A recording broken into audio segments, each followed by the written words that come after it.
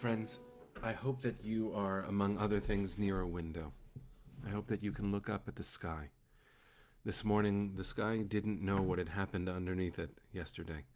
The clouds were gorgeous, and the sky was blue, and the sun was bright.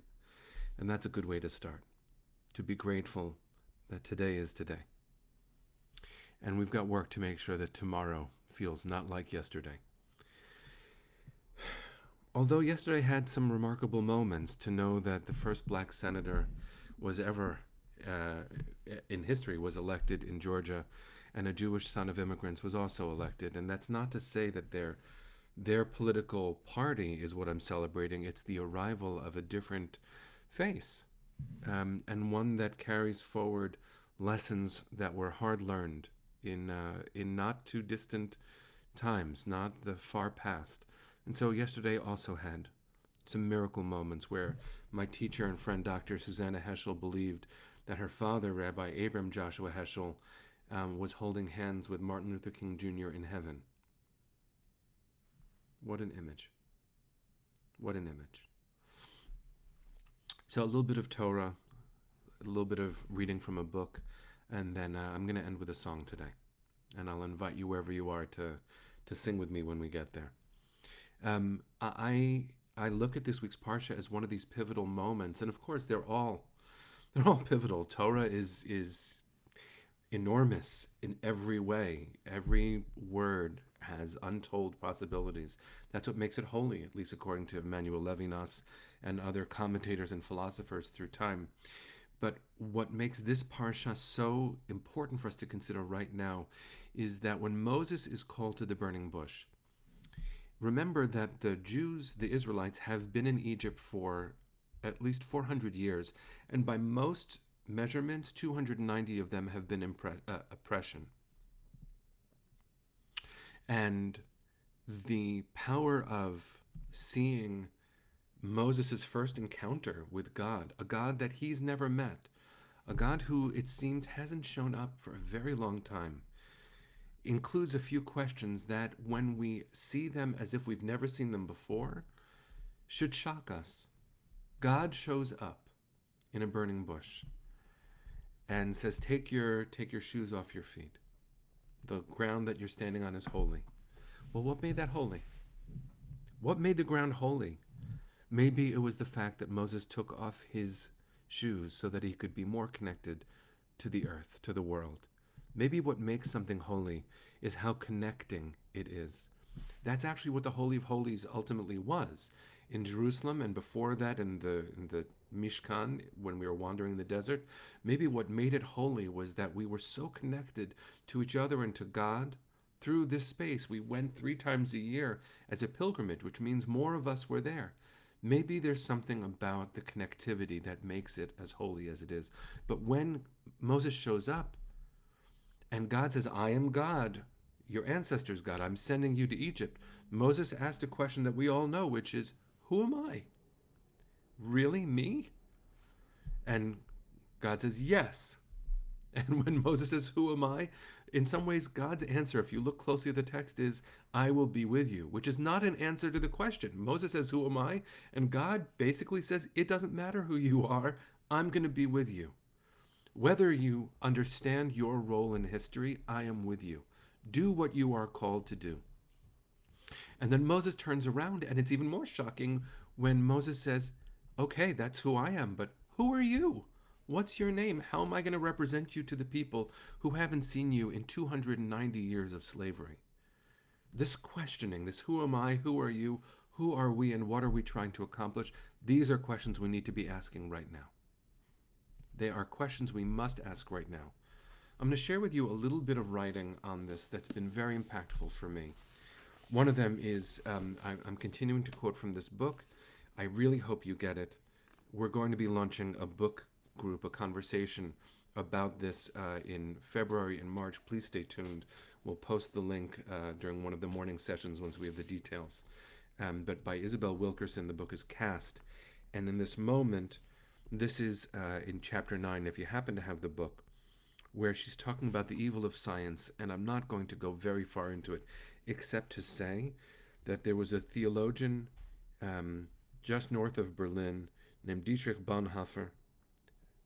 And listen to how Wilkerson speaks about how he taught, right? A theology that is embodied in this world. The dissident theologian Dietrich Bonhoeffer was one of the millions who suffered and perished behind the electrified walls of a Nazi concentration camp, tortured and kept in solitary confinement. Could the townspeople hear the prayers of the innocents? Silence in the face of evil is itself evil, Bonhoeffer once said of bystanders. God will not hold us guiltless. Not to speak is to speak. Not to act is to act. The villagers were not all Nazis. In fact, many Germans were not Nazis, but they followed the Nazi leaders on the radio, waited to hear the latest from Hitler and Goebbels. The Nazis, having seized the advantage of this new technology, the chance to reach Germans live and direct in their homes anytime they chose, an intravenous drip into the mind. And if you think that that is a telling of history that no longer applies, I don't know if you saw this image, but I can't get it out of my mind. One of the terrorists who attacked the Capitol building just yesterday was wearing a t-shirt that said Camp Auschwitz. And the interweaving of hatreds should also be clear to us, because a Confederate flag was brought into the rotunda yet again and into the halls of Congress. So not only were our elected officials suddenly in the same position that our children have been in for years when we do lockdown drills because of an active shooter, God forbid, but so too did the interweaving of hatred become even more apparent yesterday. I'm not sharing this because I want to bring us down. I'm sharing this because we are called to be brave in the face of reality. Reality. Bernice King, the daughter of Dr. Martin Luther King Jr., posted on social media just yesterday. She said, we have to stop saying this is not America. She said, we will only heal and make change if we can acknowledge that, yes, this is not how America should be, but actually this has been present. So friends, I want to be both calming and reassuring, but I dare not, and we dare not ignore what yesterday made even more clear than before.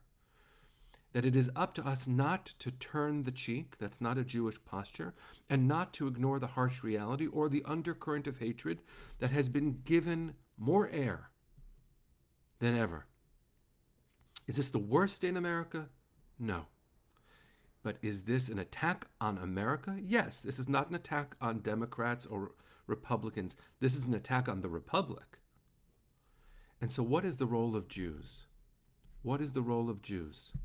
My friends, this is our question right now. Moses stood before the burning bush and said, who are you to God? And who am I? Now you can hear that as criticism, but we can also hear that as an affirmation of purpose in the world. Not who have we been, but who do we wish to be? And then the only way to achieve that better self, that better sense of America, is to acknowledge that we have not been there yet. For all of our soaring rhetoric and the many achievements that we have made, we have so much work to do. Because to not speak is to speak, and to not act is to act. Isabel Wilkerson is not just a scholar and a poet, she is a truth teller. And that's why that book is going to be worthy of all the amplification we're going to give it. And for me, I know that this is very close to my heart, but I also offer it because I think it is important. My father has come out with 2 books, both of which are red, white, and blue for a good reason. These are his visions of America. This one I've quoted from before, Will We Be Worthy? But just yesterday in the mail, as if on cue, his second book arrived, called Praying for Our Country. And I want to read you just a small excerpt from a sermon he gave in 2013 called On What Is Our World Based? He quotes Rabbi Shimon ben Gamliel, the ancient sage, who wrote in Pirkei Avot, or who spoke and was quoted in Pirkei Avot, that the world rests on 3 things, with truth, justice, and peace. As it is written, with truth, justice, and peace shall you judge in your gates. He says, I believe that Rabban Shimon ben Gamliel chose Zechariah's words, the quote in the quote, because it most succinctly captures the purpose of Torah, the mission of the Jewish people, the vision of Judaism, which is to proclaim to the world everyone on earth is a creature of God, embodies a spark of God, is holy, and that holiness descends from heaven to earth as we live the values of truth, justice, and peace. But then he says, if Rabban Gamliel would visit America today, travel from coast to coast, read the papers, observe Congress and our legislature, and watch the media, what would he say are the three things upon which we rest? I think that he would say, this world rests on violence, power, and greed. It is one or the other, or in any combination that seems to drive us. So I want to share with you one more paragraph of his writing, and then call us to action. My father writes, the question that lies before us at every level, governmental from Washington, D.C. to Virginia, which is where he served as rabbi for a long time. Society, whether secular or religious, in groups or as individuals, the question is this the America that we want to live in? To paraphrase Smokey the Bear's slogan, only you, only we can make the America we want. My dismay over Washington is that they don't seem to understand that there is real pain, real agony felt by so many, and little or nothing is done because they seem to lack the vision of a just, true society. It is not a matter of dollars. It is a matter of heart. The rabbis said that all is in the hands of heaven except the awe of heaven. That is what is lacking, the awe of heaven. No one is seen as holy. No one is seen as being a child of God. No one sees that we must protect each spark. Friends, the prophetic words of my father, the prophetic words of Isabel Wilkerson, and the traditions that they channeled forward stand in direct opposition to what we witnessed yesterday. And it is not a yesterday that we're talking about. It is a possible tomorrow if we remain silent. I am not suggesting a partisan action. I'm suggesting a renewed commitment to recognizing that America has always been an aspirational experiment, and we are not succeeding yet until we stand together and disagree like menches, until we recognize that the flag doesn't belong to one position, and that the demonization of opponents is a rot at the core of our discourse. We have to do something about that. Maybe we can do that right now, by recognizing explicitly that our friends on this call every morning, the 120 plus of us who are here right now, we probably don't agree about everything, and yet we are committed to each other. I reached out to two people this morning with whom I have passionate disagreements on issues that I don't have to name. Just imagine anything, I'm probably passionate about it, and we have had big arguments, these two people and me. And I reached out and said, I hope that you're well. Yesterday was horrific. We need each other. Maybe you can think about someone with whom you have passionate disagreement and not expect them to change their mind and not expect you to change your mind, but to recognize that America is not better than yesterday. But America is supposed to be better than yesterday, and for a long time, we haven't been. Maybe we never were. It is clear that when the National Guard was brought in to clear out the square in Washington so that there could be a photo op of the president on the steps of a church he didn't ask permission from to hold a Bible, the National Guard showed up en masse, and there were more arrests that day than there were yesterday when the National Guard was not called immediately. And people with guns assaulted our legislators. So friends, it's not that the Torah says vote one way or act in one way, but the Torah and all of our tradition, and certainly our ragged history, teach us that to not act is to choose to act. By remaining passive in a world gone wrong, I am complicit. By remaining silent, I am speaking loudly. And all of our children deserve better than that. not only in this nation, but especially after yesterday in this nation. We need a renewed national fabric, a belief in each other, the recognition that the flag is not triumph accomplished. The flag is a commitment to continuing to add stars and stripes and heart and love, compassion and justice in the world. We have so much to do. We can do it. We can. And the reason why we can is we have to. There have been other prophetic voices in our day. One of them was named Robert Zimmerman, and he has a voice. And I'd like to amplify that voice.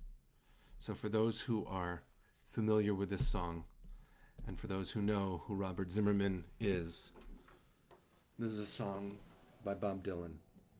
And I'm going to ask you to sing with me.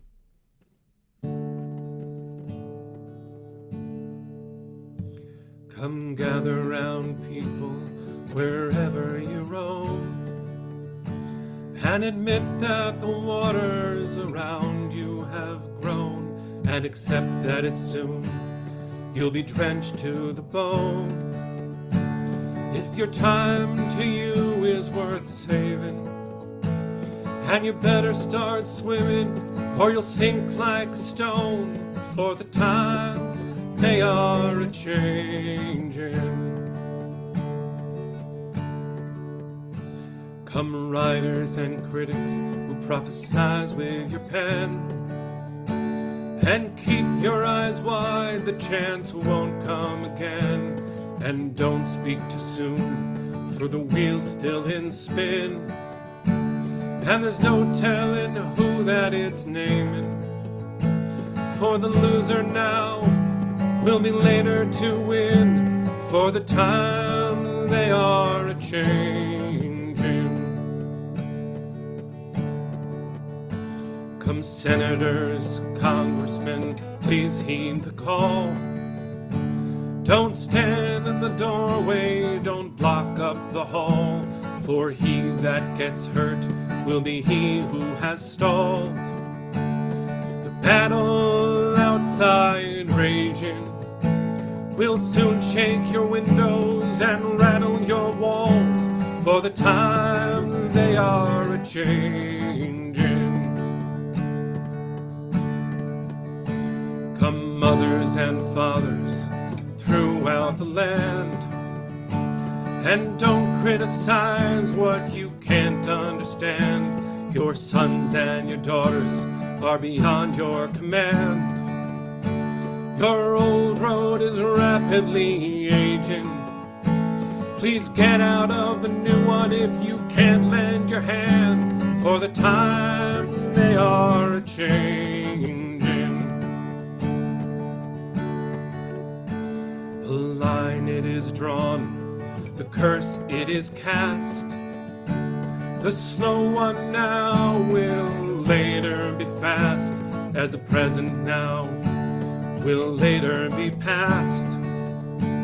The order is rapidly fading, and the first one now will later be last, for the time they are a-changing.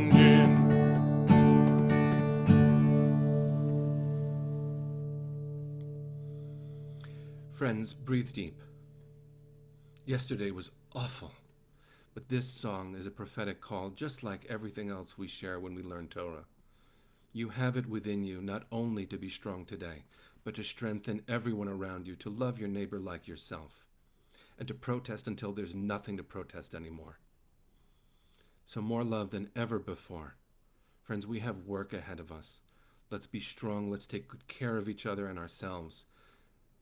Let's get to work. Can't wait to see you tomorrow at 9 o'clock. Take care.